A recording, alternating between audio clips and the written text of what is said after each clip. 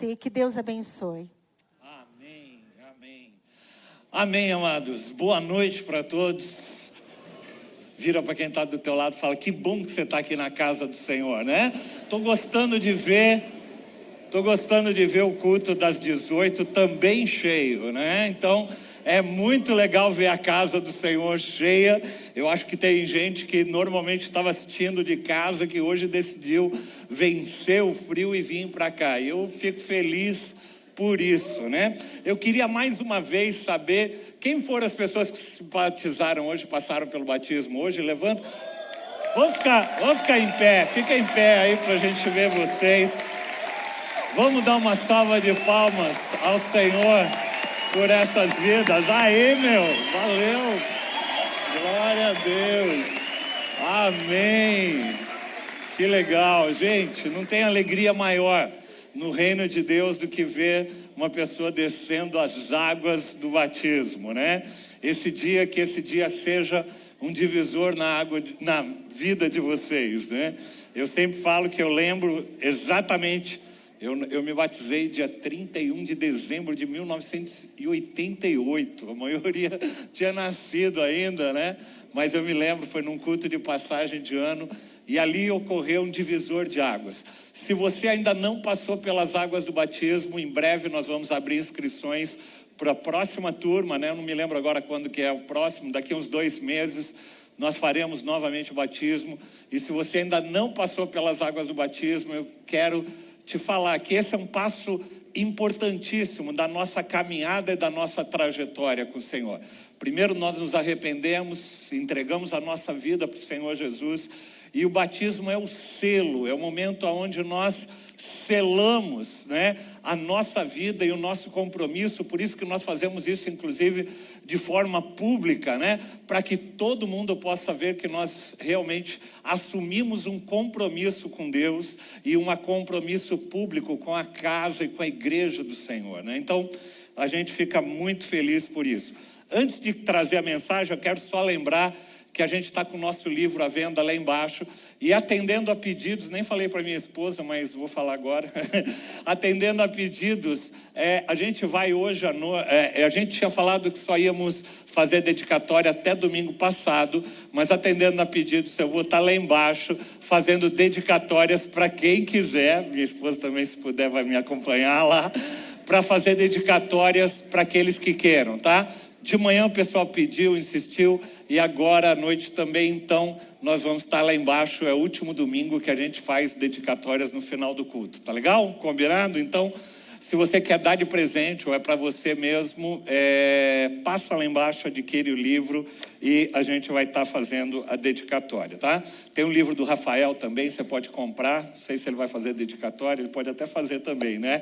Então você passa lá embaixo. Já estou escalando ele também, tá? Então, se você não comprou... Se você não comprou, passa lá embaixo, né? É muito legal ver o que Deus está fazendo, né? Nos dando a oportunidade de escrever aquilo que a gente tem proclamado e proferido nessa casa, né?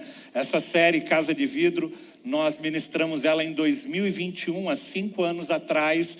Estava ali naquele tempo de pandemia, vai, não vai. Eu estava ouvindo uma das mensagens da série Casa de Vidro. A gente ia abrir o culto para 30%, 20% das pessoas, né? Então foi nesse contexto que a gente ministrou a Casa de Vidro pela primeira vez há 5 anos atrás. E nós transformamos ela num livro, estamos repetindo uma parte da série, né? Nós decidimos não reproduzir a série toda dessa vez, mas nós estamos compartilhando uma parte dessa série. E nessa série, por que Casa de Vidro? Porque nós falamos, há 2 aspectos quando a gente pensa numa casa de vidro. Que o vidro é algo frágil, é algo que nós precisamos tomar cuidado. Não sei se você já manuseou, foi retirar um vidro de um lugar para o outro. É algo que nós precisamos manusear com cuidado. A família é algo que nós temos que ter cuidado. Nós precisamos cuidar com delicadeza, com cuidado da nossa casa, da nossa família, daquilo que compõe, né, o ambiente familiar. E a casa de vidro, ela tem um outro componente também. O vidro, ele tem essa característica de ser naturalmente transparente, né? Então, o convite da casa de vidro é que a gente possa ter uma casa e viver uma família de transparência, transparência entre nós, transparência para que a gente possa refletir a Cristo através da nossa casa e da nossa vida. E nós dividimos essa série metaforicamente, né? Nós usamos uma metáfora em 5 partes da casa. Uma parte externa da casa, que é o jardim, aonde representa onde a família começou. A família começa em Gênesis capítulo 2, através de uma família no jardim, aonde Deus colocou para que a família pudesse ser transparente, que pudesse viver em comunhão. Então, nós trabalhamos um pouquinho essa questão da transparência, da volta à origem, do nosso relacionamento com Deus como a base para a família, né? A família vivia ali em transparência e em plena comunhão com Deus, antes de entrar o pecado. E é isso que Deus quer resgatar as nossas vidas familiares, que a gente possa viver uma vida de transparência familiar e que a gente possa voltar novamente ao nosso relacionamento como família diante de Deus. Em segundo lugar, depois nós entramos na casa e o primeiro ambiente dentro da casa que nós falamos foi sobre os elefantes na sala. Nós falamos da sala e dos seus elefantes. E o que eram os elefantes? Os elefantes eram tudo aquilo que ocupa um lugar dentro da nossa vida, da nossa rotina, da nossa fala, que todo mundo percebe, mas ninguém tem coragem de falar.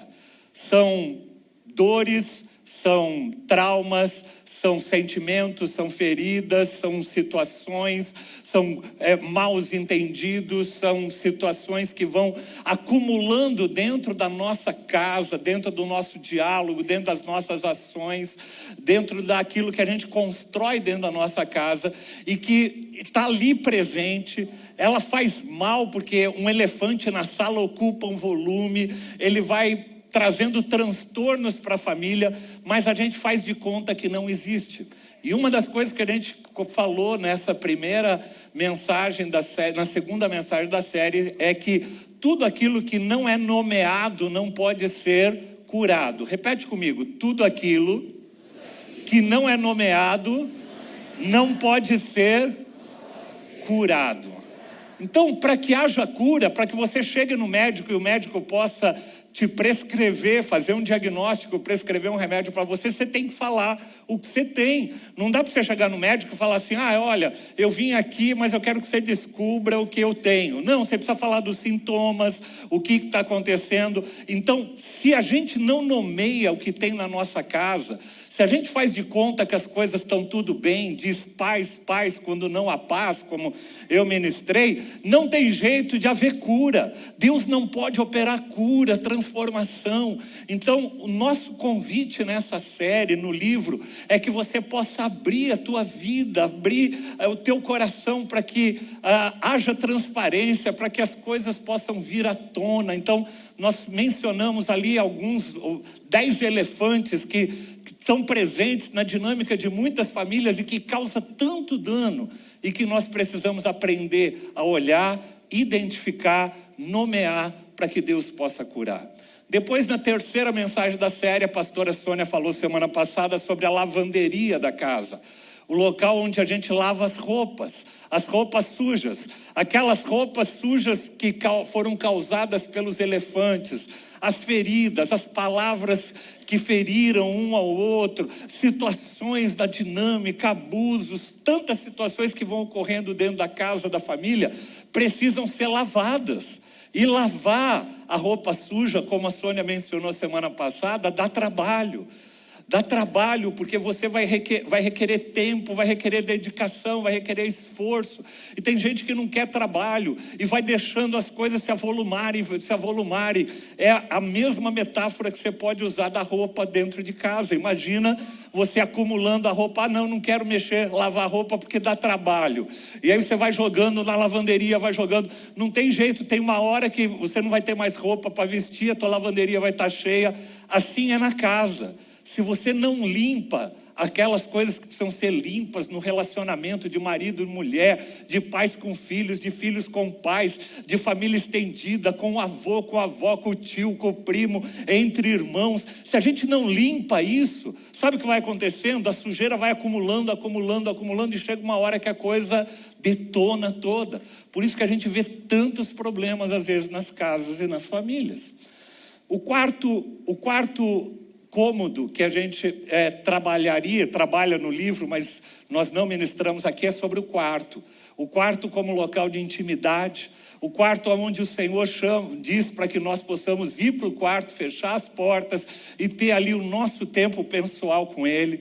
Então nós trabalhamos a questão do quarto como a nossa local de intimidade, o nosso local de oração e o nosso local de descanso. Então, o quarto tem essas 3 características importantes da vida familiar. Como eu disse, a gente não vai conseguir ministrar nessa série, mas está no livro, você pode ler lá e vai ser bem especial.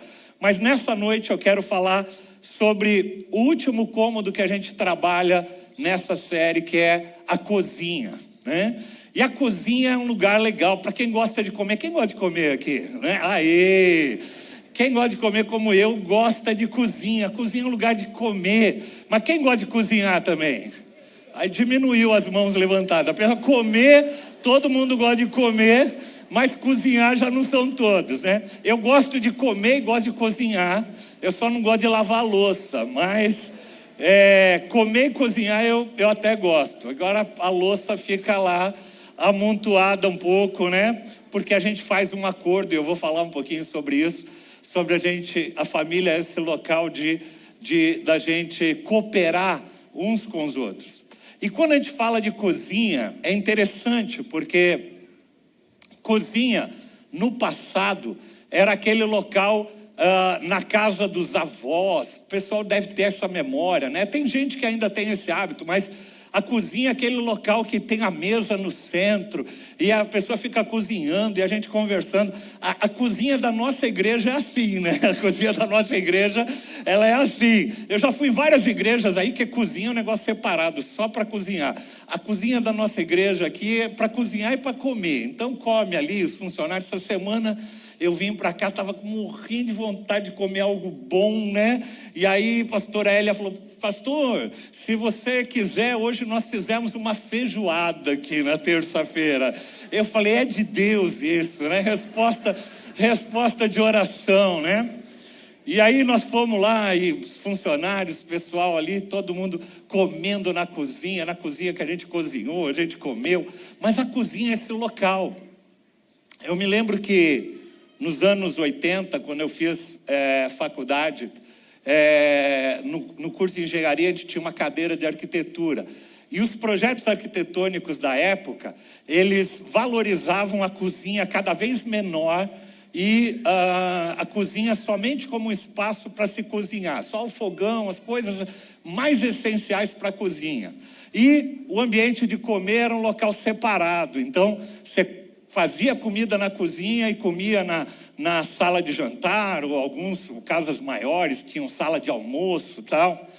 Mas isso perdurou durante um tempo na arquitetura, mas nos dias de hoje, até mesmo a arquitetura mudou um pouco. Ela voltou a valorizar a cozinha como esse ambiente de mesa, esse ambiente de juntar. Então as cozinhas ficaram integradas, estava na moda, né? Cozinha ali com balcão. Então a pessoa está cozinhando e está conversando com o pessoal que está em casa, né?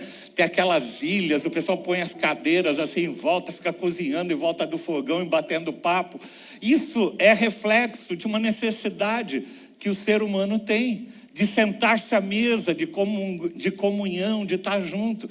E é tão legal porque a gente vai ver na Bíblia que a Bíblia vai valorizar esse momento de mesa, esse momento de comunhão, esse momento de se assentar.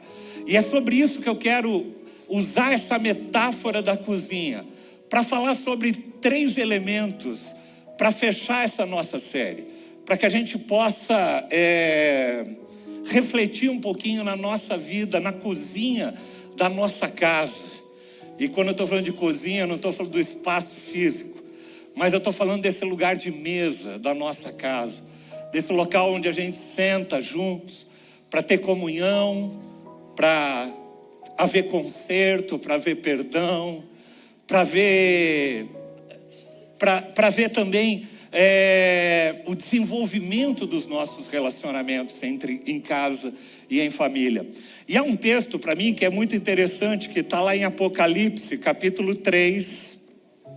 Apocalipse, capítulo 3. Deixa eu só abrir meu esboço aqui, que eu tinha até esquecido de abrir ele.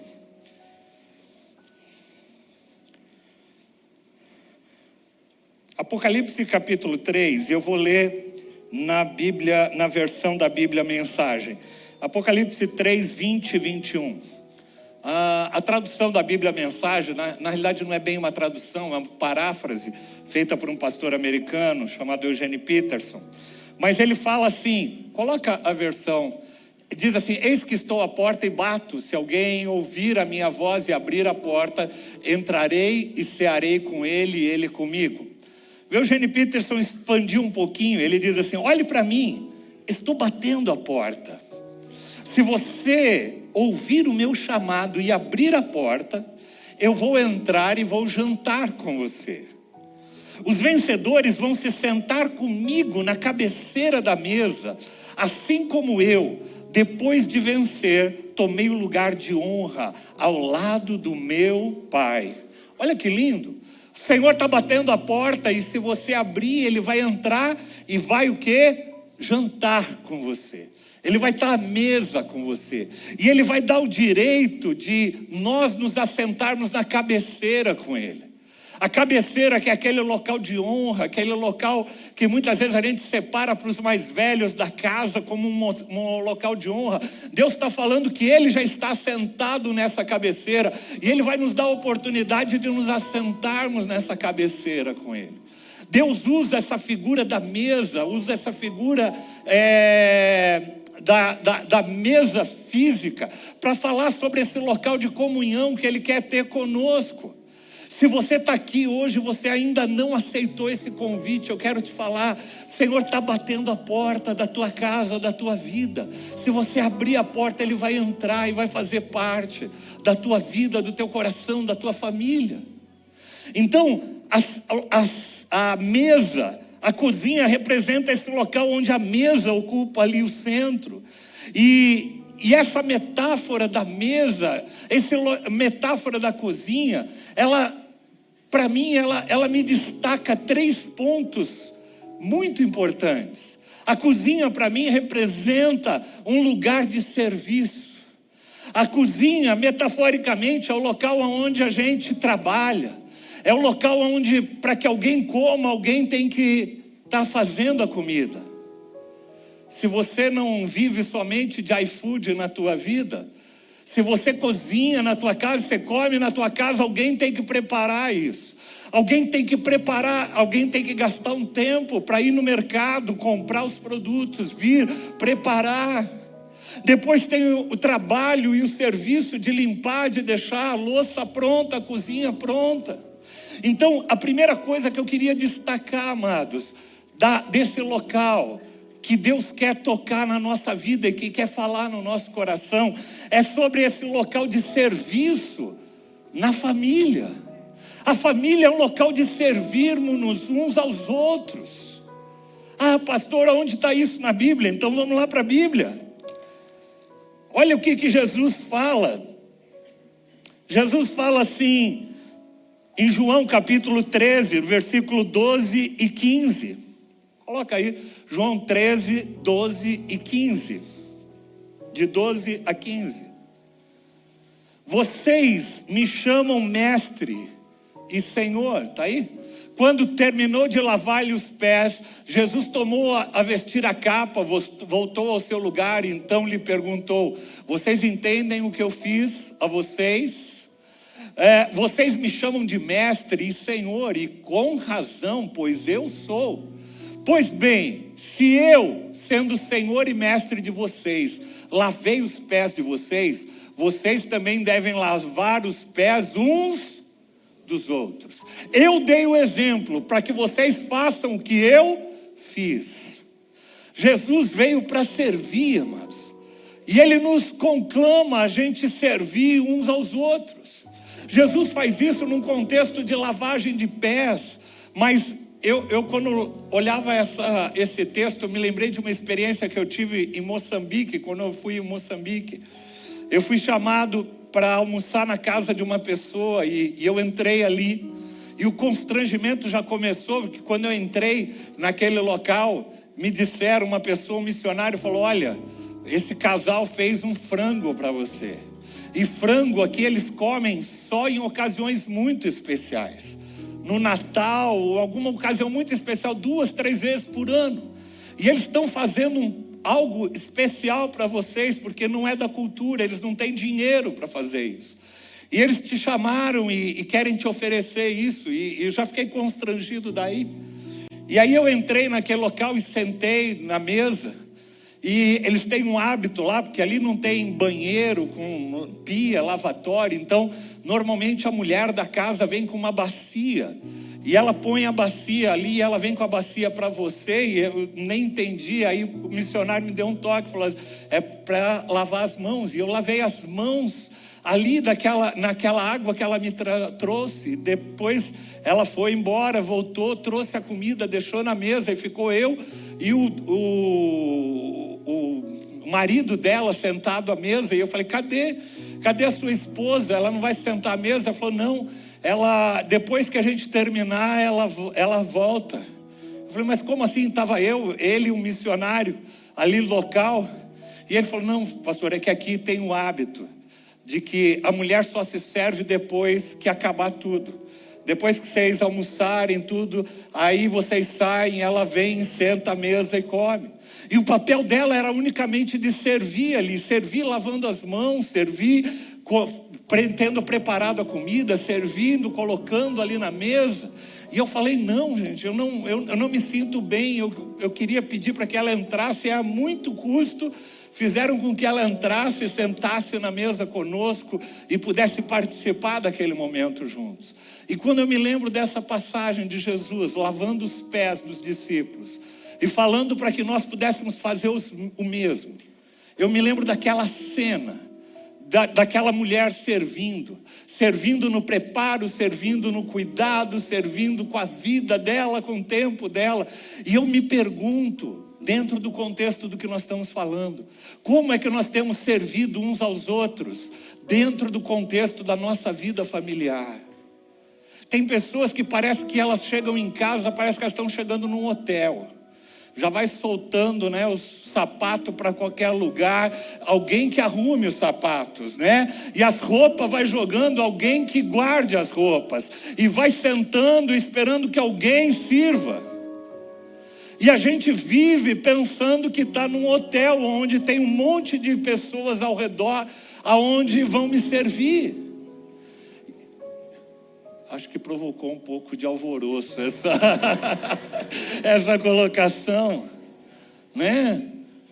E a gente perde, gente, o sentido de que nós somos família para podermos refletir Cristo um na vida dos outros.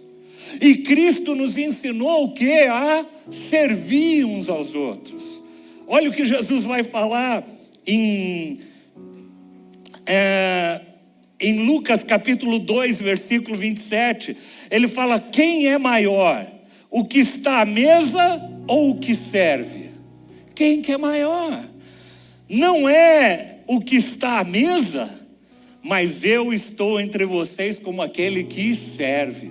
Por quê? Porque se a gente olhar para a sociedade, aquele que é o mais importante é aquele que senta à mesa e vem várias pessoas servindo, né?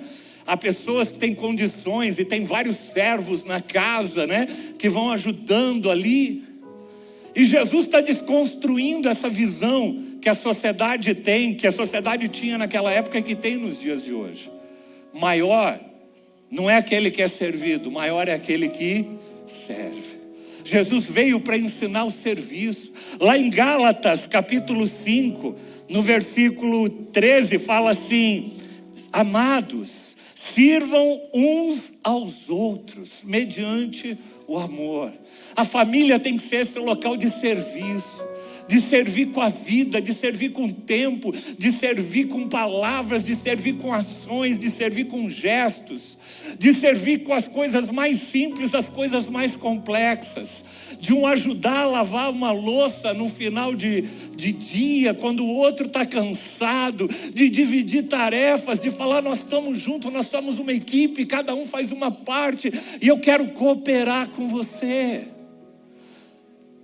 Quando a gente faz isso, amados, a gente sai do nosso lugar de individualismo, de egoísmo, aonde a gente quer ser servido, a gente quer ser feliz, a gente quer que a família viva em função da gente. Jesus, quanto mais parecidos nós formos com Jesus, mais nós vamos ser servos dentro da nossa casa e da nossa família.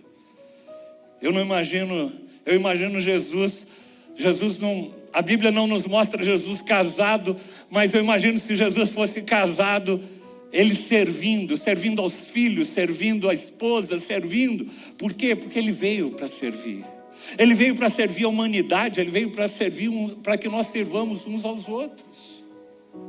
Então essa é uma característica importante da nossa vida como família, de uma família que quer ser cada vez mais parecida com Jesus.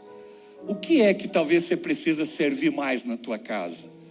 Adolescentes, jovens que estão aqui, solteiros, o que talvez você pode ajudar mais na tua casa? Como é que você tem servido os teus pais?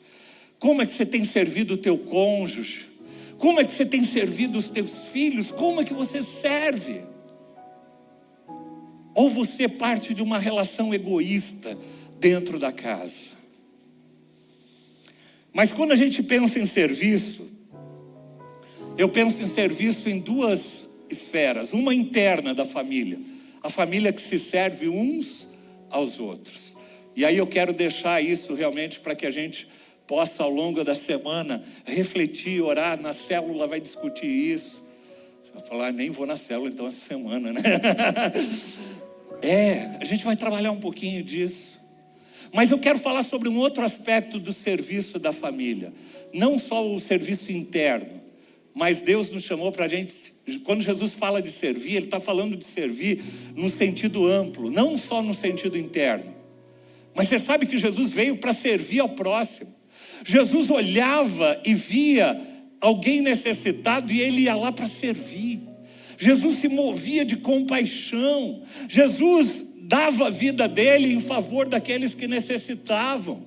Quanto mais parecido nós somos de Jesus, mais nós vamos servir. E não só o serviço interno, volto a falar, mas servir aqueles que estão necessitados, servir aqueles que estão à margem, que estão lá fora. E eu quero te perguntar: a tua família é uma família que serve? Lá em Josué, tem uma frase de Josué muito clássica, Josué 24:15. Ele diz assim: eu não sei quanto a vocês, mas eu e a minha casa vamos fazer o quê?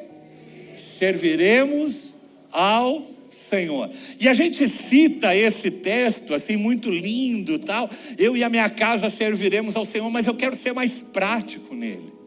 Como é que a tua casa tem servido ao Senhor?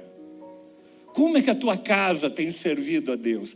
Como a tua casa tem servido a missão do Senhor aqui na terra?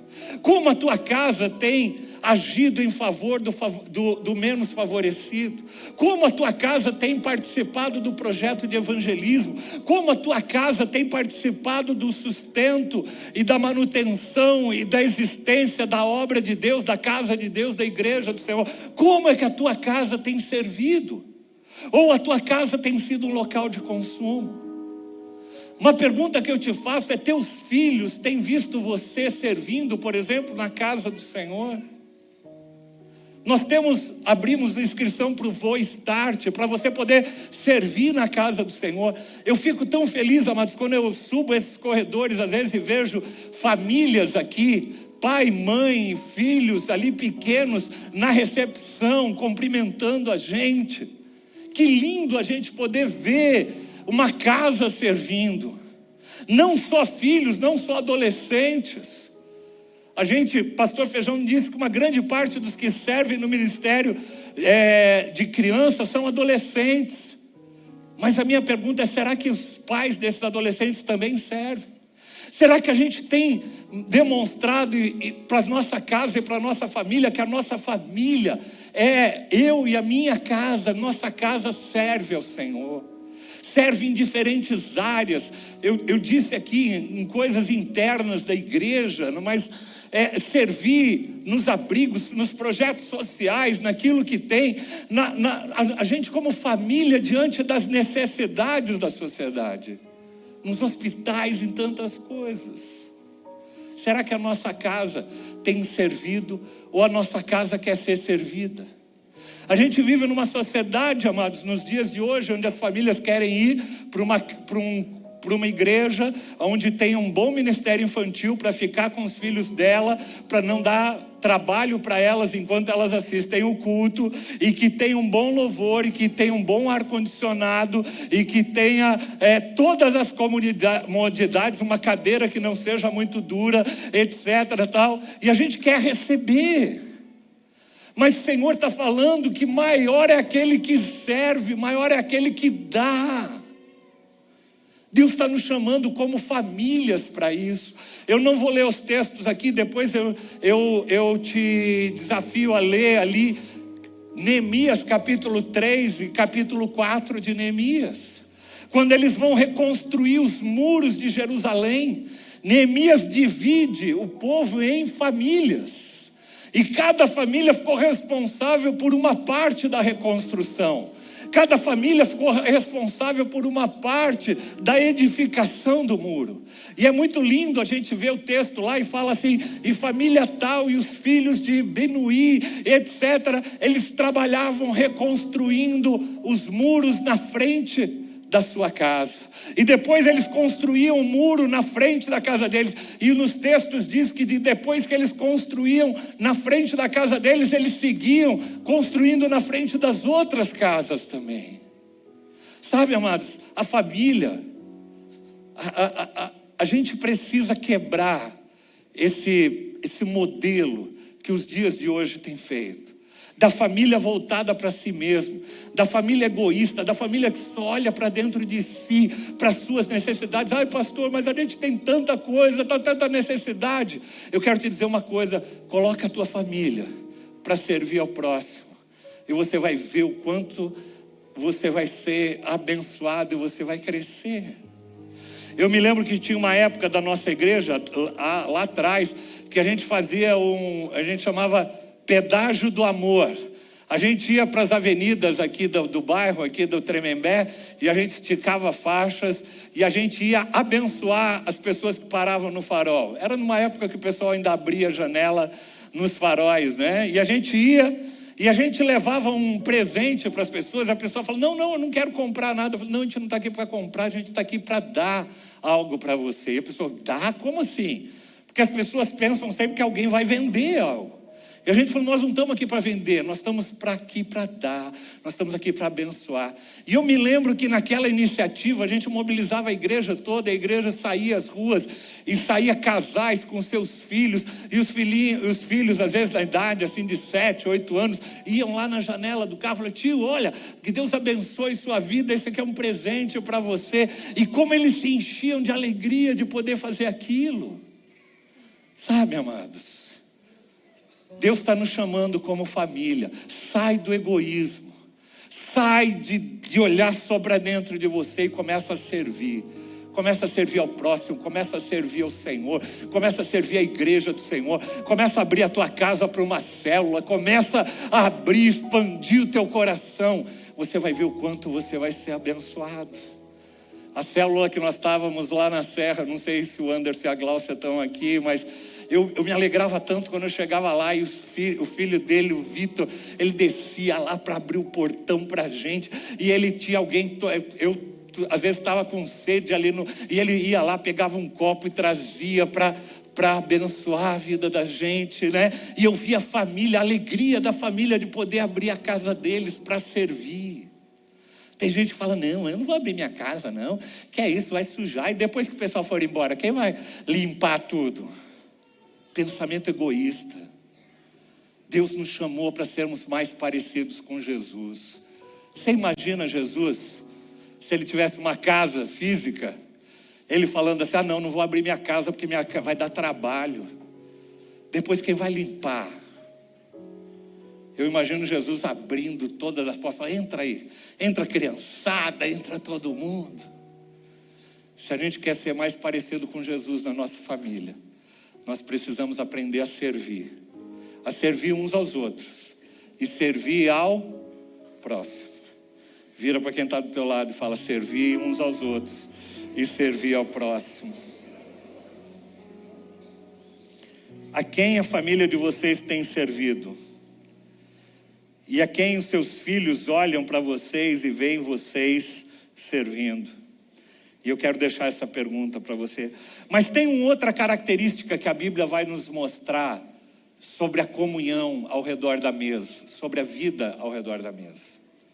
A cozinha, como eu disse, representa esse local da mesa, esse local onde nós partilhamos da nossa vida juntos.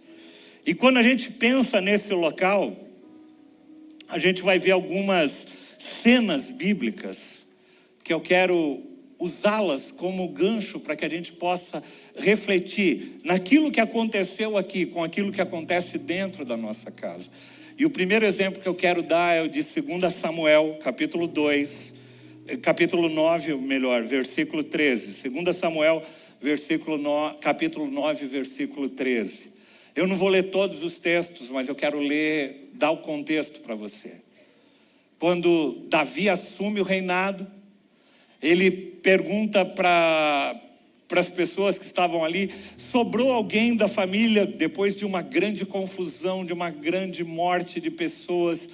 E ele pergunta: sobrou algum descendente de Jonatas, o meu grande amigo, filho do rei Saul? E aí as pessoas vieram para ele e falaram: sim, restou Mefibosete. Mefibosete era um filho de Jonatas, que durante uma fuga do palácio, ele era criança ainda pequeno, deixaram ele cair e ele ficou defeituoso de uma das pernas, ele ficou aleijado de uma das pernas. E Davi manda chamar, e ele diz assim, colocaram aí o texto, 2 Samuel 9:13. Então Mefibosete foi morar em Jerusalém. Davi fala assim: traz Mefibosete, pois ele passou a comer sempre na mesa do rei, e ele era aleijado. Então Mefibosete, que era aleijado dos pés, foi morar em Jerusalém, pois passou a comer sempre na mesa do rei. Eu quero que você entenda um pouco essa cena. Aquele homem cheio de vergonha, cheio de constrangimento, talvez, pela condição dele de aleijado, ele foi chamado para se assentar na mesa do rei. E a mesa do rei é esse local de comunhão, esse local onde a gente senta, e a gente é igual. Apesar das pernas, apesar de ele ser aleijado das pernas, quando você senta à mesa, você é igual. E eu quero usar essa passagem para refletir um pouquinho na nossa vida, nas pessoas da nossa casa e da nossa família, quando elas se assentam ao redor da mesa. É interessante porque na mesa não dava para a gente ver os defeitos de Mefibosete. E eu creio que Deus está convidando a gente para um tempo especial, aonde a mesa possa ser esse local de restauração. Que a nossa casa seja um local de restauração.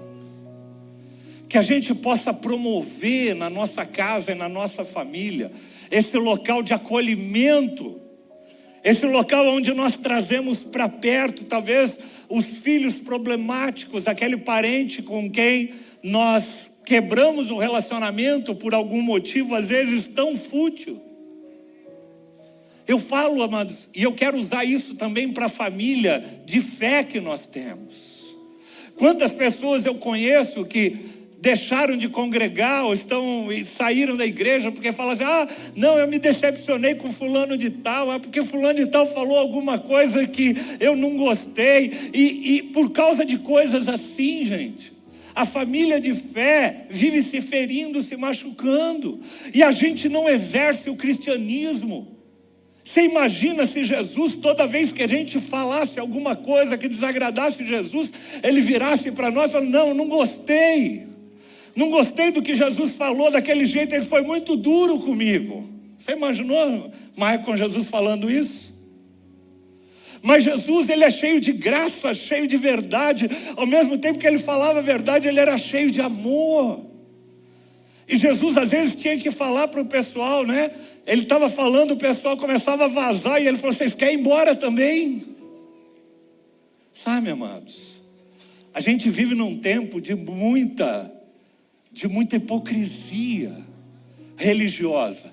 A gente se diz cristão, mas a nossa atitude não é de cristão. A nossa atitude não é de perdoar. A nossa atitude não é de andar uma segunda milha. A nossa atitude não é de perdoar como Jesus nos perdoou. Mas a nossa atitude é de fechar as portas. O que a gente vê, que tem pessoas às vezes que carregam vergonhas, que precisam de sentar-se à mesa. Tem filhos que realmente fizeram, aprontaram, mas eles precisam ser recebidos. Você lembra do filho pródigo? Quando ele volta para a casa do pai, o que o pai faz? Chama ele para a mesa. Vamos preparar um novilho, vamos preparar um churrasco para ele, vamos sentar com ele à mesa. Sabe, amados, a gente precisa ter mais espaço nas nossas famílias para uma mesa que cura, para uma mesa que perdoa, para uma mesa que empodera.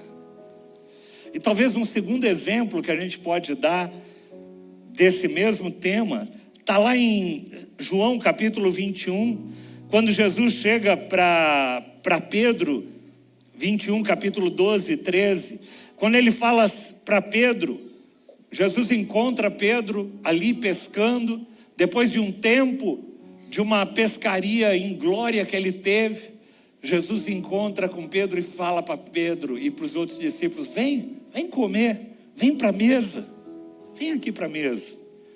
E é interessante que quando eles chegam lá, Jesus não chamou para fazer o churrasco. Jesus já tinha servido eles, já tinha feito o churrasco, né? Quando Jesus chega lá, o churrasco já está pronto. O peixe já está assado, já está tudo pronto. Mais uma vez a gente vê Jesus servindo. E ele chama aquele Pedro, e Pedro vai lá. E Pedro tinha acabado de negar Jesus diante dos homens, diante das pessoas ali. A pessoa perguntou: você conhece esse Jesus? Você era amigo dele? Eu não, nunca vi. E se Jesus fosse igual nós, talvez Jesus falasse: eu nunca mais quero ver esse Pedro na minha vida, esse sem vergonha. Eu dei 3 anos da minha vida para ele, e olha o que ele fez na primeira oportunidade que teve. Ele vazou, ele negou. Mas foi isso que Jesus faz? Não, Jesus chama para mesa. Jesus, vem cá. Pedro, vem cá, senta aqui. E aí você conhece a história. Jesus começa a perguntar para ele: Pedro, você me ama? E aí Pedro fala: você sabe, Jesus, que eu te amo. Ele falou: então tá bom. Então a partir de hoje eu quero que você pastoreie as minhas ovelhas. Eu estou te perdoando por tudo que você fez. Eu estou te empoderando para que você vá e faça obras maiores do que a que eu fiz. Sabe, amados, a nossa casa, a nossa família, a mesa da nossa casa tem sido local de gritaria, de crítica, ou tem sido local de perdão e de empoderamento? Como que é a mesa da nossa casa? Ai, pastor, lá na casa nem tem mesa. Cada um esquenta coisa no micro-ondas, vai comendo. Eu quero inclusive te dar uma tarefa. Se a dinâmica da tua casa é assim, em nome de Jesus, você vai separar pelo menos uma refeição por semana para fazer junto em família. sem celular. Ninguém traz o celular para a mesa, deixa o celular longe. E todo mundo vai sentar na mesa para comer juntos. Tem família, gente, que não faz isso há muito tempo. Cada um de um lado. Mas a gente não consegue e tal. Consegue, é uma questão de priorizar. Nós vamos conseguir, nem que... mais um chega à meia-noite, então vai todo mundo esperar o cara chegar à meia-noite, nós vamos comer juntos. Sabe, amados, a gente poder ter um tempo juntos, um tempo de oração juntos, um tempo de cura juntos. Como eu disse no começo dessa série, a família é um local de muitas feridas, de muitas situações que machucam uns aos outros. Mas a mesa da cozinha tem que ser aquele local onde o Senhor vem, desce e opera cura sobre as nossas vidas. Onde a gente libera perdão. Onde aquele filho, talvez problemático, vai receber uma palavra de perdão, um abraço de aceitação e uma palavra de empoderamento para a sua vida e para o seu destino. Nossa casa tem que ser esse local de cura e de relançamento. E eu tenho certeza que tem algumas pessoas aqui que estão pensando em situações. Às vezes, se não é na tua família mais próxima, talvez com a tua família estendida. Precisa ter conserto entre irmãos, conserto entre pais e filhos, entre filhos e pais. Que a gente possa olhar para os nossos filhos, para o nosso cônjuge com os olhos de Jesus, com os olhos de graça, de misericórdia. A gente faz uma oração do Pai Nosso, perdoa as nossas dívidas assim como nós perdoamos nossos devedores. Mas a gente às vezes não pratica isso no círculo mais estreito que a gente tem, que é a nossa casa e a nossa família. Eu queria te desafiar, filhos, olhem para os seus pais com os olhos de Jesus. Teus pais não são perfeitos, assim como vocês não são perfeitos. Os teus pais vão pisar na bola com vocês, assim como vocês vão pisar na bola com seus pais. Mas procure olhar com os olhos de Jesus. Porque Jesus olha para nós não de acordo com as nossas falhas, mas Ele nos olha de acordo com o seu amor. Você já pensou se Jesus olhasse para nós de acordo com as nossas falhas, para mim e para você? Você já pensou?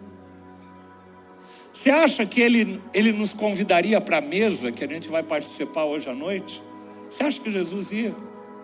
Não, aquele ali eu não quero na minha mesa, não, porque aquele ali fez isso, porque aquele ali também fez aquilo outro, aquele lá então, o que ele fez, não ia ter ninguém na ceia do Senhor. Você já parou para pensar nisso? Se Jesus fosse excludente como nós somos excludentes, se Jesus tivesse falta de misericórdia, assim como nós temos falta de misericórdia, a mesa de Jesus seria vazia. Na verdade, eu não teria um digno, nenhum de nós, nenhum que está aqui seria digno. Que a palavra de Deus diz que a nossa justiça, aquilo que a gente acha que a gente é bom, na realidade é como um trapo de imundícia, serve para nada.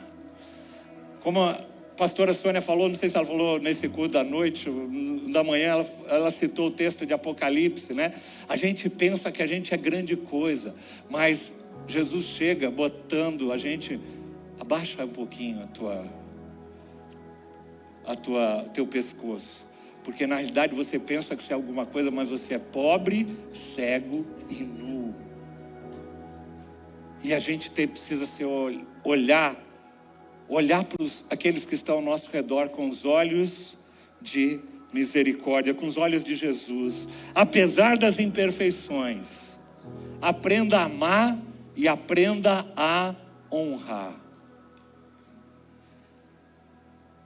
Eu queria terminar lembrando de uma última passagem que fala de mesa. Lá no Salmo 23, diz assim: mesmo quando eu andar por um vale de trevas e de morte, eu não temerei perigo algum. Pois tu estás comigo. Põe aí, Salmo 23, a partir do versículo 4.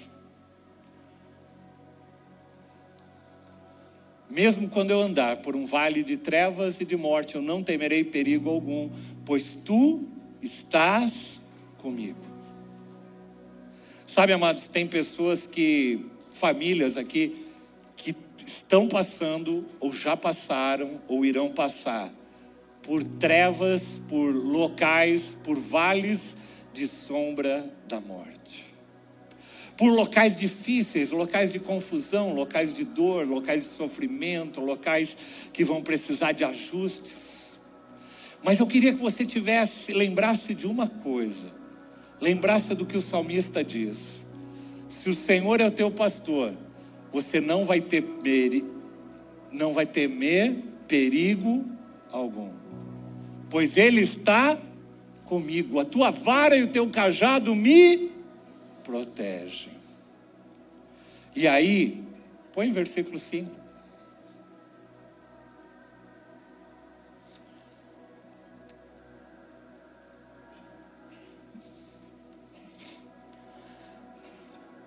Vamos lá. Volta. Versículo 5. 5. Preparas para mim um quê? Um banquete.